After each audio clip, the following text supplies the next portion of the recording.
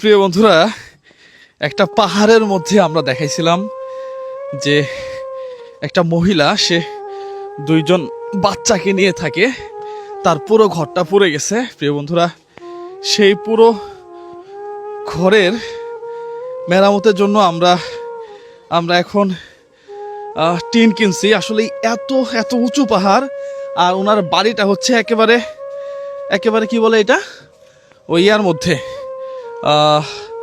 ওই নালার মধ্যে আর কি। যাক, মাশাআল্লাহ প্রিয় বন্ধুরা, এই সেই বাড়ি।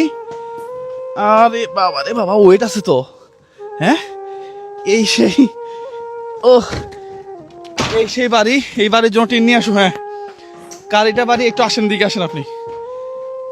এই বাড়ি দেখেন, পুরো বাড়িটা পুরো একেবারে সারখার। এটা কি ছিল? টিভি একদম প্রায় 6-7 লাখ টাকার মতন লস হয়েছে। পুরো ঘরের জিনিস ভরা ছিল, হাঁস মুরগি ছিল, অনেক সব সারা জিনিস ছিল, সব পুড়ে গেছে একেবারে। একদম একটা সুতো বের করতে পারিনি। মানুষের কাপড় পরে এখন থাকতেছি।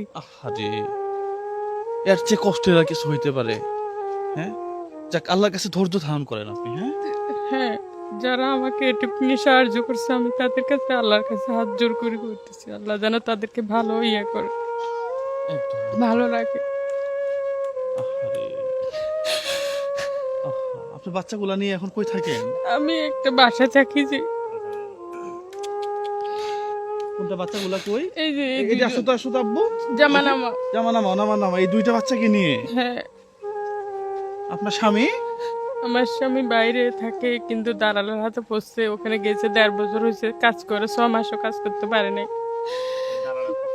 ও, বিদেশে গিয়ে দালালের ইয়াতে পড়ছে না? আহারে, এরা এখন মানুষের বাসায় থাকে? হ্যাঁ, আমরা এখন মানুষের ঘরে থাকি, কেউ অন্যজনে কাপড় দিছে, ওগুলো পরি, খাবার দাবার অনেক কষ্ট।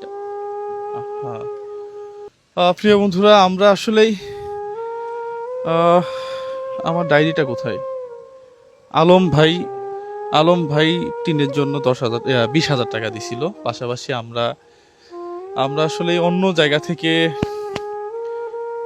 একটা ফান একটু কম্প্রোমাইজ করে এখানে 50,000 টাকা একটা ফান অ্যারেঞ্জ করছি। এটা আপনারা জানেন, একটা ভিডিওতে আমি বলে দিছি। সব মিলিয়ে আমরা 50,000 টাকা জোগাড় করে পুরো টিনটা আমরা একেবারে টুই সহ, না হ্যাঁ, টুই সহ আমরা আবুল খায়েরের একবারে বেস্ট যে টিনটা, সেটা আমরা কিনে দিতে সক্ষম হয়েছি প্রিয় বন্ধুরা, আপনাদের মাধ্যমে।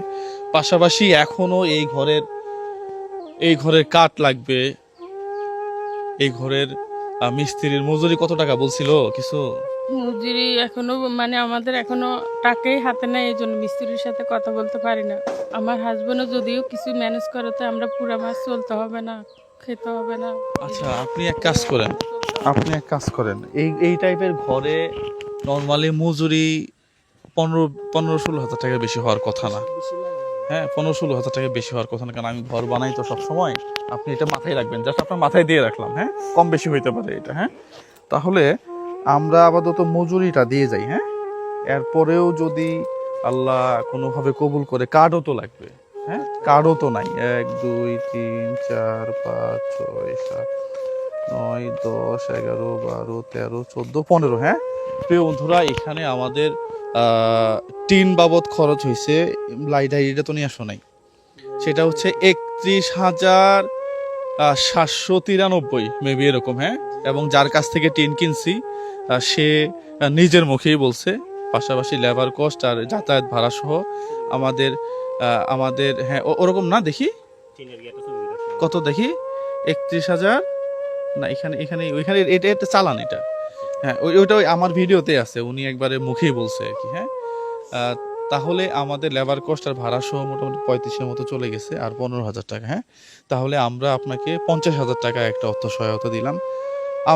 আমরা চেষ্টা করবো প্রিয় বন্ধুরা, দেখেন একেবারে নাই বলে কিছু নাই।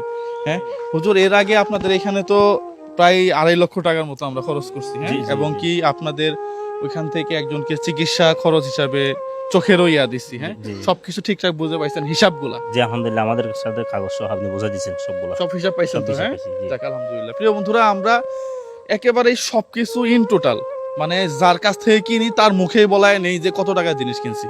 হ্যাঁ, এইভাবে আমরা কাজ করার চেষ্টা করি। এরপরেও কিছু মানুষ একটু উল্টাপাল্টা করবে, এটা স্বাভাবিক। এগুলা মেনে নিয়ে হয়তো আমাদেরকে সামনের দিকে পথ চলতে হবে।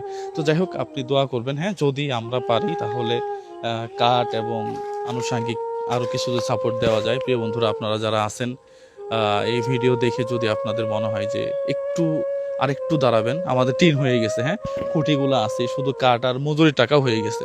কাঠ আর জানালাগুলা যদি হয়ে যায় তাহলে মোটামুটি আমরা, দরজাও আছে, হ্যাঁ, আমাদের খুব অল্প দরজা আছে বিদেই বলছি 8 ফুটি টন, মানে আচ্ছা, আপনি 7 ফুটির কথা বলছেন, আমি আবার আনসার ভাইকে রিকোয়েস্ট করে বলছি আমার দরজা তো আছে, আর কিনা লাগবে না, আমি ওগুলো রং করে মালিশ করে দিব।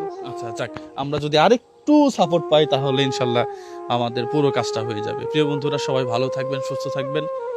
ইনারা মজলুম হয়ে গেছে, এখন সবই ছিল কিন্তু একবারে আগুনে পুড়ে এখন কিছুই নেই। হ্যাঁ, ঘরের মধ্যে মুরগি সহ বের হতে পারে নাই, 7 লাখ টাকার লোক ছিল। প্রায় 7 লাখ টাকার মতো। অনেক স্বাভাবিক। জিনিস ছিল এখানে, পাহাড় এলাকা কারো ঘরে এত জিনিস ছিল না, আমার ঘরে যেত। ঘরটা কত বড় ছিল দেখছেন? না, সেটাই তো, কত বড় একটা ঘর, এটা মেনে নিতেও কষ্ট হচ্ছে আমার। একটা ঘরে কত কিছু থাকে, হ্যাঁ, 15-20 বছর আগের পুরোনো জিনিসও আমরা রেখে দেই, সেগুলো তো টাকা দিয়ে কিনা, মূল্যবান। অনেক ছোট থেকে কষ্ট করি, আমি অনেক ছোট থেকে গার্মেন্টসে চাকরি করছি, প্রায় 13-14 বছর। যাক, আল্লাহ চাইলে হয়তো আমরা আরো কিছু অর্থ পাবো। এবং প্রিয় বন্ধুরা, কে কত পয়সা দিচ্ছেন এটারও হিসাব কিন্তু আমরা একটা ভিডিওতে টোটালি ক্লিয়ার করে দিছি। হ্যাঁ, এবং কি ব্রেন মেসেজ 001 এই 50,000 টাকা কোন জায়গা থেকে আসছে টোটালি বলা আছে।